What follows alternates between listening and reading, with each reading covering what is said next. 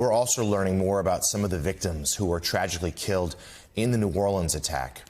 A Princeton graduate, a father of two, an aspiring nurse, a young mother. Their lives cut far too short as they celebrated the promise of a new year. Police say the majority of those killed were local residents, those for the New Orleans area. Here is Martin Tiger Beck. He grew up in Lafayette, Louisiana, and went on to graduate from Princeton University. At the time of his death, he was living in New York City and working on Wall Street. Martin played football at Princeton and trained with his younger brother, Jack. Martin was on Bourbon Street with his Princeton teammate, Ryan Quigley, who was injured in the attack. Martin's mother said that his death now leaves a huge void in their lives. Reggie Hunter was just 37 years old.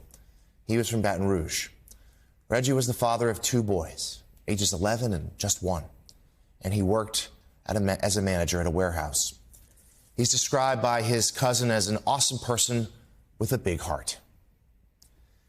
This is 18-year-old Nakira Cheyenne Didu. She was a recent high school graduate from Gulfport, Mississippi. Nakira was with her cousin celebrating the new year.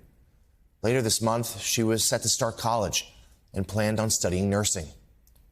Her mother is asking for our prayers at this time. Matthew Tenedorio was only 25 years old.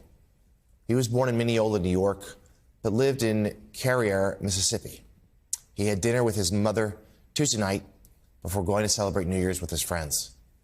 The next time she saw him was at the morgue. His mother said he had the dreams of someday working at the Superdome there in New Orleans. This is Nicole Perez. She was only 27 years old. She managed a deli near New Orleans. Nicole leaves behind a 5-year-old son. Her employer remembered her as a really good mom. And lastly, Hubert Gothro was 21 years old. A statement from his high school in Marrero, Louisiana, is asking for prayers during this difficult time. Simone, obviously, in a moment like this, something so terrible and so scary, it's easy to focus on the suspect. Why did he do it? Why did he take these lives? But the answer, there's never a good answer. These are people, Americans, just like you or I, celebrating the new year, trying to ring in the promise of 2025, fresh starts perhaps, new beginnings, celebrating with loved ones, and then just senselessly, for no good reason, their lives cut short. Lives cut very short. It's so hard to read, Jonathan. I had to read that, or I read it earlier today, and I cried as I was reading it. And I think it is very important that we always remember that there are people at the center of every single story we are telling, the center of every single news story, at the center of every single controversy. These terrible, senseless acts of violence, they affect real people. And in this particular day and age in our politics, I think it is very easy to get caught up in the back and forth, if you will, the remarks that President-elect Trump made on his social media site, where he incorrectly identified the shooter as an immigrant, right? It's really easy to get mired down in the politics.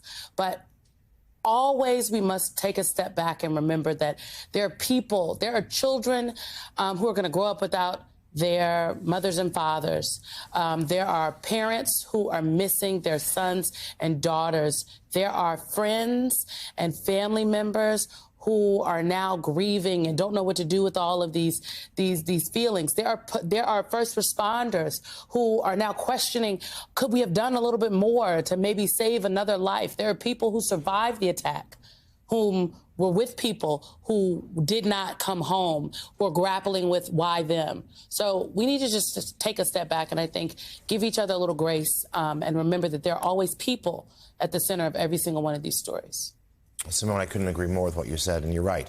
What President-elect Trump did yesterday, deeply irresponsible, if not surprising. But we should never lose sight of these are people. There are now empty places at the dinner table, children without parents, parents without their sons or daughters, loved ones gone.